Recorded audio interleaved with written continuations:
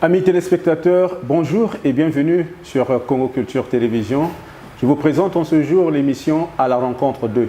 Et comme vous le savez, À la rencontre 2, c'est la découverte des personnalités culturelles, socio-culturelles et économiques de ce pays. Et aujourd'hui, nous avons l'insigne honneur de recevoir le président de l'ONG Maison des Jeunes Entrepreneurs. Il s'agit donc de M. Armel Mankou, un jeune entrepreneur qui se bat dans presque tous les domaines parce qu'il est visible sur la place de Brazzaville et aussi dans les réseaux sociaux à travers ses différents contacts. Avec lui, nous allons donc développer deux nouveaux projets qui ont été mis en place par l'ONG MJE. Il s'agit dans un premier temps du projet des étudiants web entrepreneurial et nous avons aussi le projet de digitalisation des diplômes. Ça, c'est vraiment une première au Congo. Nous allons donc voir avec M. Mankou de quoi est-ce qu'il s'agit parce que nous sommes dans ce qu'on appelle l'innovation technologique. En tout cas, je ne vous en dirai pas trop long. Avec moi sur ce plateau, M. Armel Mankou. Bonjour, M. Armel. Bonjour, M. Benka. Comme je viens de l'annoncer à l'introduction, nous allons donc faire la découverte d'abord de vous, en tant que personne physique, mais également de votre ONG, la Maison des Jeunes Entrepreneurs. Qui est M. Armel Mankou? Alors, Armel Mankou, c'est un jeune vulgaire qui est comme tous les autres, qui a crevé de faim comme tous les autres et qui a commencé à rédiger un projet au nom de la Maison des Jeunes Entrepreneurs. Étant donné que j'étais encore sur le banc de l'école, très étudiant, et j'ai commencé à façonner justement ce projet avec un prospectus. C'est un projet qui m'a beaucoup touché parce que la saison à laquelle je l'ai rédigé, c'était pas un bon climat, c'était avec un climat malsain parce que je crevais de faim, je ne pouvais pas me déplacer et j'étais tout de suite sorti de la déception du milieu professionnel dont on parle de l'employabilité bien sûr. Donc j'étais très stressé de la délinquance professionnelle qui régnait vers les administrations. Tu vas entendre, tu es là, les stress du service. J'étais obligé de mettre en place un projet au nom de la Maison des Entrepreneurs. Donc aujourd'hui, Armel Mankou, c'est un jeune entrepreneur qui œuvre pour le palissement des infrastructures nationales et également internationales. Donc, je ne vais pas vous en dire plus vraiment sur ma personnalité, mais je pense que les réseaux sociaux nous ont dit, j'ai une carte de visite digitale qui est présente sur les réseaux sociaux et également des pages web. Également, je crée des sites et nous avons une chaîne YouTube. Donc, d'autres descriptions peuvent surgir justement en qualité de ma personne parce que le moi parfois est haïssable. Donc, je suis un jeune entrepreneur, un grand combattant, non pas seulement qui pense à son ventre, mais qui pense également à développer, à insérer professionnellement les jeunes, même si vous avez l'expérience ou pas, mais au moins de vous donner un pouvoir d'achat. Donc, voilà l'homme que je suis. Merci beaucoup. En tout cas, brève présentation de M. Armel Mankou. Je l'ai présenté ici comme le président même de l'ONG Maison des Jeunes Entrepreneurs. Alors, parlons de votre bébé, la MJE, que vous avez eu à enfanter dans les douleurs de cet environnement que vous avez décrit. Aujourd'hui, ça fait combien d'années déjà? Aujourd'hui, la MJE a commencé informellement en 2015, a été formalisée en 2017, qu'on a eu l'agrément pour exercer en qualité associative, donc qui est ONG, donc au niveau du ministère de l'Intérieur. On a commencé au niveau du Brazzaville. Aujourd'hui, c'est une structure qui est présente maintenant au niveau de l'Europe, au niveau de l'Afrique du Sud, au niveau de la Côte d'Ivoire. Je vois une vraie croissance, vrai épanouissement. Ça veut dire qu'il y a eu vraiment une nette progression par rapport à l'idée initiale que vous avez au départ. Une croissance avec une vitesse maximum au moins de 80% par rapport à un régime habituel, à un sens normal, disons. Okay. Alors, vous avez certainement eu à initier plusieurs projets, mais aujourd'hui, nous allons parler particulièrement de deux nouveaux projets. Il s'agit donc du projet sur les étudiants web entrepreneurial et le projet de la digitalisation des documents académiques tels que les attestations et les diplômes. Alors, nous allons commencer par le premier projet qui est le projet étudiant en web entrepreneurial. Alors, de quoi est-ce qu'il s'agit exactement? Très bien. Permettez-moi de faire une rétrospective en ce qui concerne ce volet. Vous voyez sur ce qui précède, nous venons tous par le canal d'une femme et quand la maman gouverne au premier pas, on nous met sur le banc de l'école à un certain niveau, dans le but d'étudier, d'avoir des connaissances et de savoir lire et écrire. Le but final, c'est de trouver un travail pour se prendre en charge. Mais généralement, il existe 3 natures de travail. Il y a des personnes qui travaillent contre la société. Il y a des personnes qui travaillent avec la société et il y a des personnes qui travaillent pour la société. Je vais commencer des personnes qui travaillent contre la société. Donc, ce sont généralement des travailleurs opposants. Ce sont des personnes qui contestent la vision, ils contestent le régime. Donc, ils n'ont pas une productivité à mettre en place pour l'évolution de la nation ou alors l'évolution sur le climat d'affaires. Nous avons des travailleurs qui travaillent pour la société, c'est des salariés, justement. Ceux qui travaillent pour la société, c'est des salariés. Ce sont des personnes, justement, qui sont là, justement, à attendre des missions et ne peuvent pas prendre une décision cohérente. Donc, eux aussi, ils sont stagnés à un niveau de hiérarchique, à un niveau de leadership, disons. Nous avons maintenant des personnes qui apportent des solutions. Vis-à-vis de la communauté, c'est des travailleurs, ceux qui travaillent avec la société, des entrepreneurs, ceux qui apprennent à identifier un besoin, un fléau national et apporter des solutions.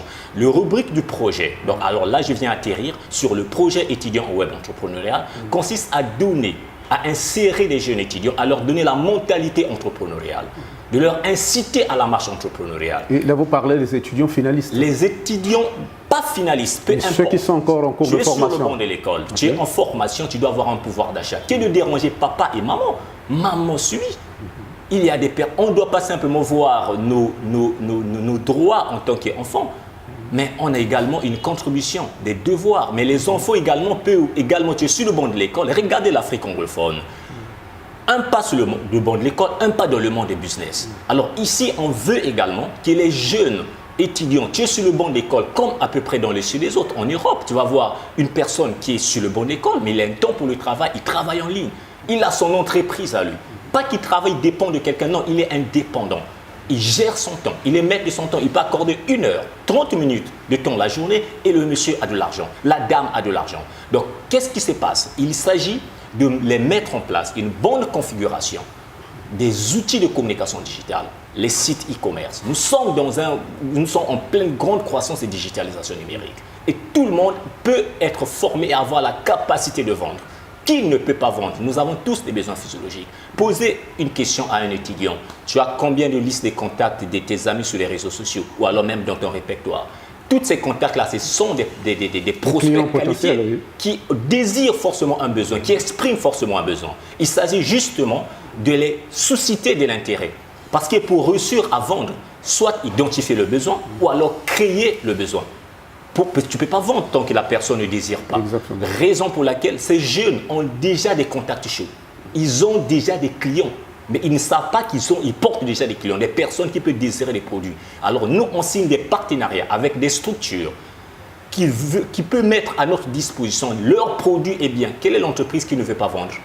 Le succès de toute entreprise, c'est quoi? Alors les étudiants, on va les configurer des outils en ligne. Ils vont utiliser les contacts chauds et également leurs contacts sur les réseaux sociaux.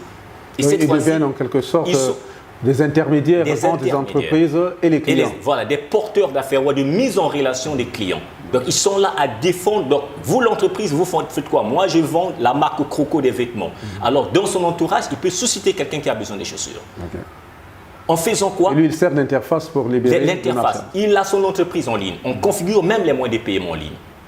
Il suscite, il dit que viens visiter ma boutique en ligne, viens visiter mon entreprise en ligne. Quand la personne, tiens, j'ai vu des paires, j'ai vu ceci, j'ai vu tel service, tu peux m'inscrire dans tel institut? Est-ce que vous voyez? Le fait qu'il vient, il apporte, la personne, il vient, ok, je vois qu'il y a tel service de comptabilité à tel prix. Il ne lui dit pas l'institut, il lui contacte. Nous, on prend le rendez-vous avec la personne dans nos cabinets et le client est là et nous, on accompagne la personne. Voici de tel prix, il s'agit de tel institut. Quand il prend l'inscription, pendant le contrat de l'année académique qui dure 9 mois, l'institut, au contrat signé, il déverse des commissions en récurrence chaque fin du mois, mais une commission qui lui a été favorable par rapport aux déductions des charges. Donc c'est au rythme de paiement des étudiants. Donc, quand l'étudiant inscrit quelqu'un au sein de l'institut, un exemple d'un institut, au service de l'institut déduit ses charges, il déduit une commission, mais qui va être en récurrence pendant le contrat d'apprentissage de ce Donc ça veut dire qu'il ne prend pas du coup toute la commission. Il prend mais pas du la coup. commission est échelonnée. Parce que ça va donner un pouvoir d'achat. À chaque fin du mois, j'inscris 5 personnes. Par personne, je gagne tant de récurrence. Et le client, l'apprenant, il sait que j'ai pas un problème de déplacement. Tel institut ou telle école, chaque fin du mois, je vais aller prendre tant. Est-ce que vous voyez? C'est un moyen de donner, d'occuper, non pas seulement les jeunes, mais de leur donner aussi une expérience dans le monde entrepreneurial. Parce que là, en ce niveau, il sait que quand je suis à la maison, je ne dois pas m'occuper à faire des bêtises sur les réseaux sociaux. Mais travailler. Voilà. Donc, et là, c'est un service, un self-service, comme qui dirait. C'est-à-dire il travaille, il est à son propre compte. Il a son propre compte. Il est libre. Okay. Il n'a pas une pression donnée. Est-ce que, M. Armel Mankou, est-ce que vous pouvez nous parler des différents domaines de compétences dans lesquels vous pouvez trouver justement des partenaires pour ces étudiants? En tout cas, dans la plupart des formes juridiques ou alors des structures, vous êtes mais nous prenons des structures formalisées. Okay. Vous êtes dans la vente, dans le commerce. Okay. Vous êtes dans la vente même des services. Donc, que ce soit l'institut. Vous avez des boutiques d'habillement. Nous, on signe de partenariat, on vient, on filme, on met vos articles en ligne, mais on ne donne pas le nom de votre structure, sinon les clients vont se diriger directement. On donne le nom de notre cabinet. Également, nous avons des partenariats, tels que je sors de la France, j'étais rentré, nous avons signé plus de 5 partenariats étrangers. Et là, ça veut dire que ces entreprises avec lesquelles vous avez signé peuvent fournir des biens et des services au profit de la population, mais en passant par ces web entrepreneurs. Très bien. Okay. Tel que là, nous avons les étudiants, déjà il y a un premier projet qui vont travailler et gagner même en récurrence. C'est ce que moi j'appelle même un système une machine de rentabilité financière. Pourquoi ? Je prends l'exemple de la société canadienne qui est notre partenaire direct. C'est une grande société, l'administration financière même au niveau des États-Unis. On est coordonné par la direction française. C'est un système ils ont 2 satellites. C'est une grande entreprise, l'un des 10 top au niveau du Canada. Ils ont même 2 satellites. Quand on met, qu'est-ce qu'eux ils vendent? Ils vendent des solutions digitales. Une entreprise a besoin de solutions digitales. On peut te donner des prospects qualifiés que tu recherches grâce à l'intelligence artificielle. Alors, quand un étudiant trouve une entreprise qui a besoin de solutions digitales, qui a besoin d'avoir de l'espacement même dans les serveurs Google pour héberger des sites et pouvoir les créer, eh bien l'étudiant gagne en récurrence parce que les Européens ou alors les Occidentaux, ils ont un système d'abonnement. Même la carte SIM au niveau de l'Europe, aujourd'hui j'ai un numéro français, mais je paye par mois. Soit tu payes par année, tu payes par mois. Voilà. Donc eux, tous leurs systèmes sont établis par un système de paiement annuel ou mensuel. Donc là-bas, donc selon votre force. Si vous payez mensuellement ou annuellement, ça n'engage que vous. Ça n'engage que vous. Et alors, quand l'entrepreneur ou alors l'entreprise ils vont s'engager à payer soit annuellement ou mensuellement, l'étudiant gagne en récurrence ses commissions. Alors, même s'il meurt, si l'entreprise reste client de la grande société, son compte bancaire va continuer à être débuté. Et là, c'est l'ayant droit qui va prendre. Et voilà, c'est l'ayant droit, voilà la personne qui est censée prendre ses héritages. Donc, voilà un système où l'étudiant commence à préparer ses économies déjà, pour opter à un monde entrepreneur. Regardez au sein des formes juridiques pour que la personne puisse entreprendre. Regardez l'impossibilité pour un étudiant, tel que je prends le cas de notre pays. L'impossibilité à quel niveau? Un étudiant, il est sur le banc de l'école, on le nourrit, justement, même son déplacement, c'est un problème. Pour lancer des initiatives, il doit chercher à avoir des collaborateurs ou alors des partenaires ou des contrats solides. Mais pour qu'un partenaire vienne accepter à te donner des contrats, quelle est ta forme juridique? L'informel.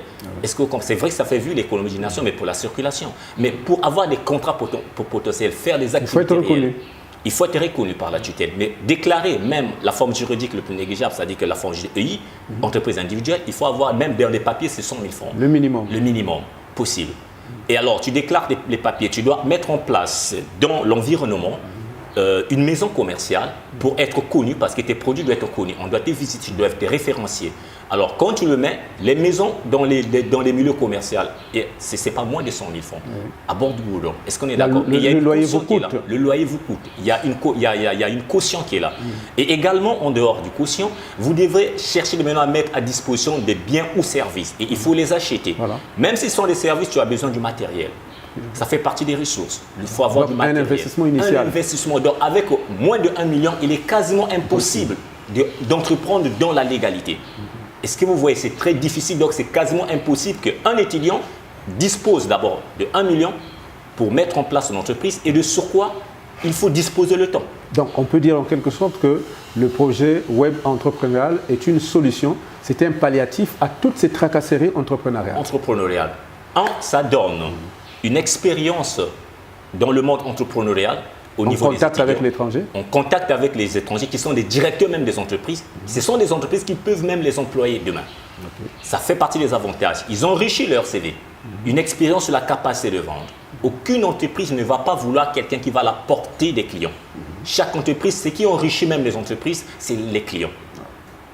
Donc, raison pour laquelle les étudiants ils vont bénéficier de l'expérience, l'enrichissement de leur CV, les gains, en fait, l'indépendance financière. Et ils optent à une marche entrepreneuriale. La formation les a été réservée en ligne et tout comme par des jours où ils n'ont pas cours, tels que les samedis après-midi, en présentiel, on les forme dans les métiers du digital, le métier entrepreneurial.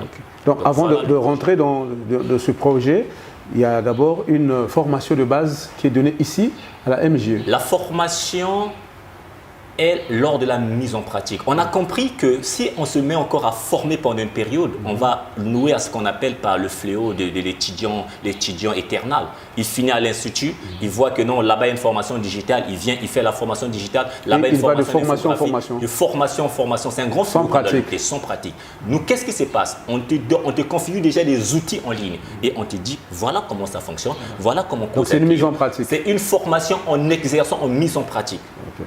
Alors, en tout cas, M. Monkou, c'est très bien. Je pense que le public sera très content de découvrir cette innovation qui fera qu'aujourd'hui, les jeunes étudiants peuvent se prendre en charge et devenir des entrepreneurs autonomes grâce à leurs propres moyens et cela va leur éviter les tracasseries administratives liées à la mise en place d'une entreprise.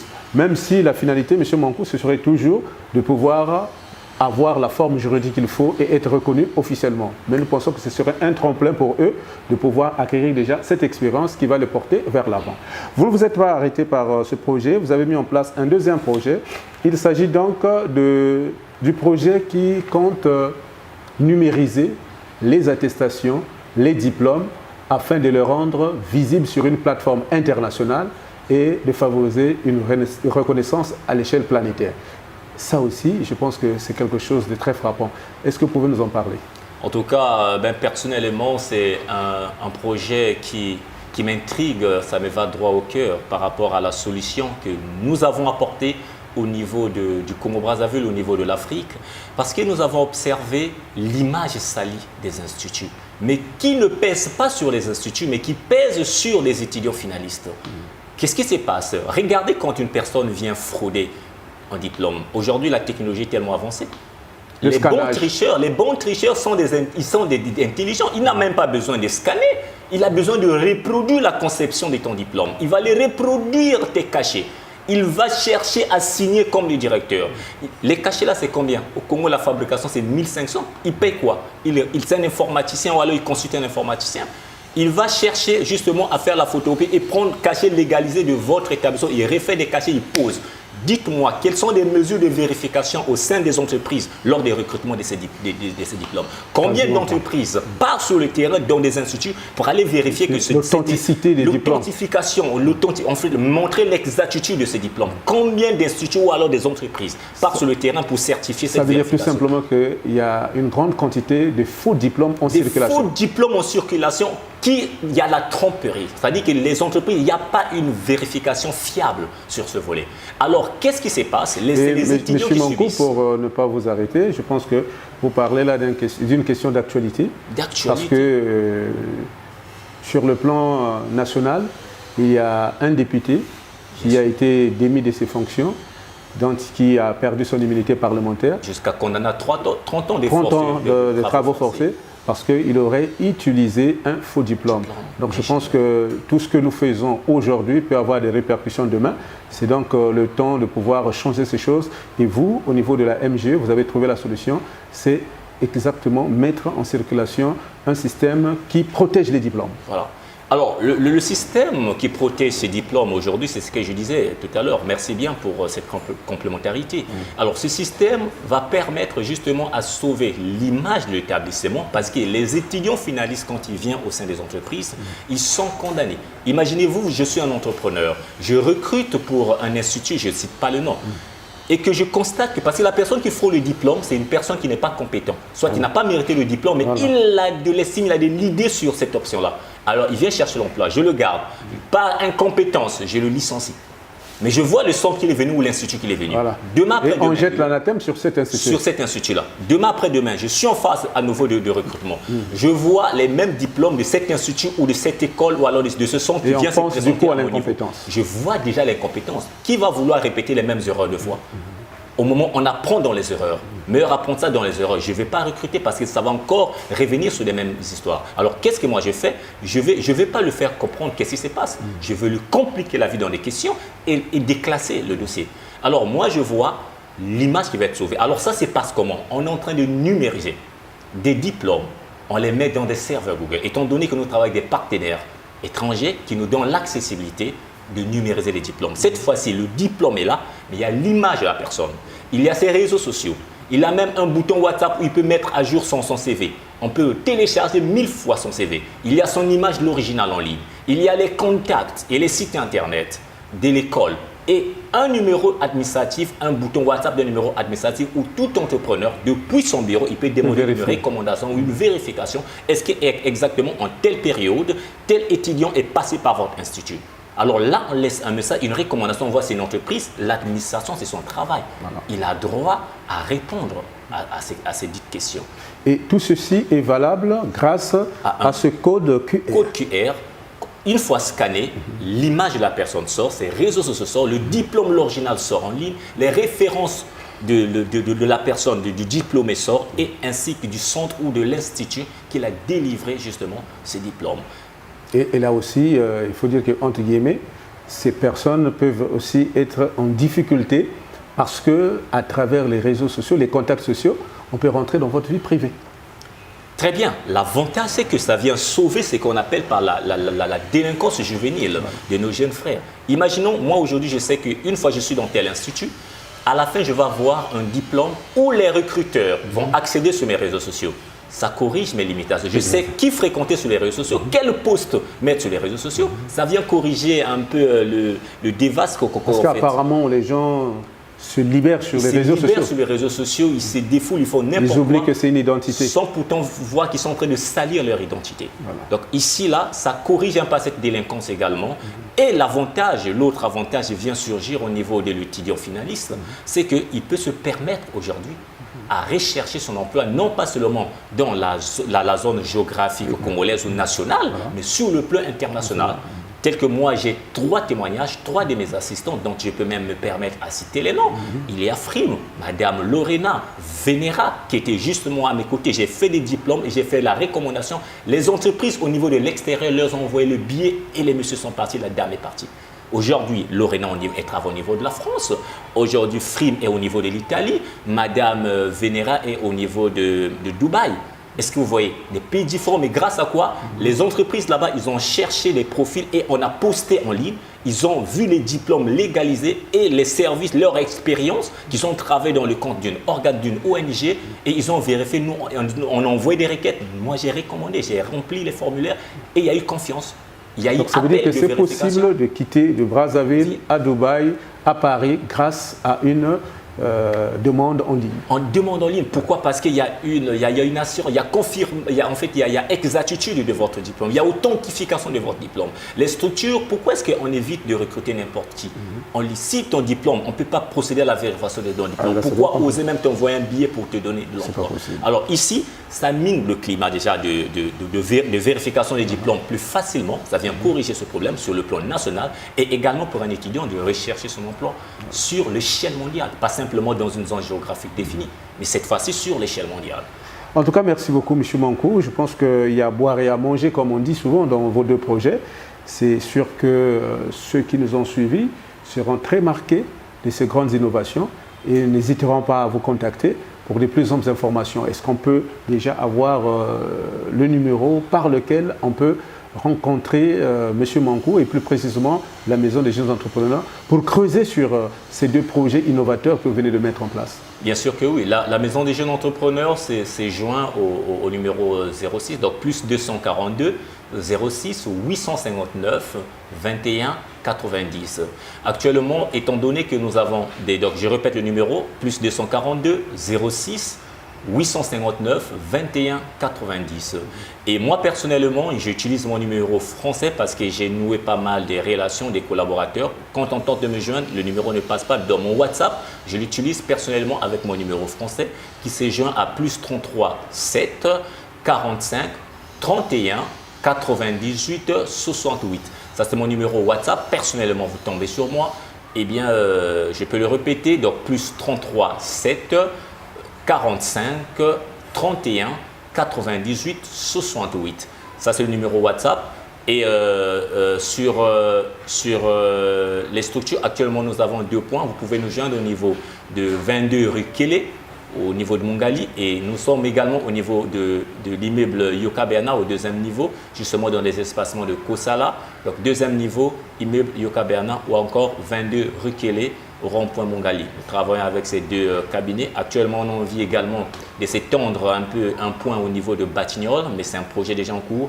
Dans les jours qui suivent, vous allez avoir toutes nos adresses et vous pouvez nous contacter ou venir nous visiter, venir découvrir justement ces innovations. Ne pas hésiter, vous êtes dans la commercialisation, venez nous mettre à disposition vos produits et services, on va vous donner un contrat et vous allez rémunérer ces jeunes, donner un pouvoir d'achat à des étudiants qui puissent se prendre en charge personnellement et continuellement. Et également pour des entreprises, des écoles, sécurisez votre système parce qu'il s'agit de voir également votre service après réalisation. Il faut penser à ça, chaque structure, chaque institut. Vous vendez le service, mais après réalisation de ce service, quel est le devenir justement de vos étudiants? Il faut voir tous ces rubriques et le prendre généralement en compte. Donc par cela, pour des jeunes, je vais vous dire que cherchez à vous engager dans le métier étudiant web entrepreneuriat, sortez de votre fantasme enfantin parce que nous savons que la jeunesse est restée longtemps dans l'oisivité. Sortons de l'oisivité, cherchez à obtenir de la maison et non toujours du poisson. En tout cas pour des jeunes, prenez ces conseils en considération et voilà, moi je peux terminer par là en ce qui concerne les références et la recommandation sur nos projets actuels.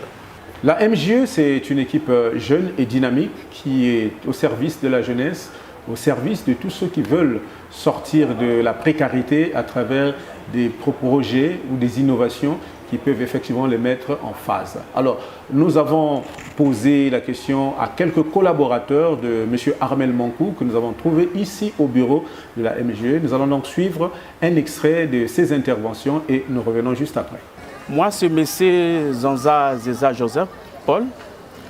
Je suis parmi les assistants de M.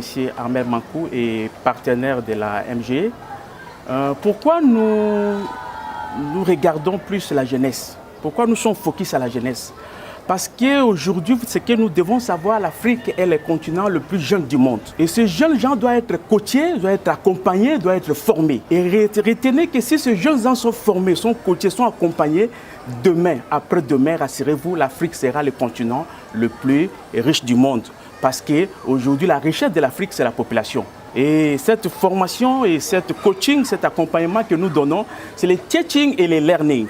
Ils apprennent en agissant. Parce qu'aujourd'hui, l'héritage, moi, je peux laisser un appartement à mes enfants. Ils vont vendre ça un jour, mais ils vont rester avec rien. Mais s'ils ont la connaissance, avec la connaissance, ils peuvent vendre.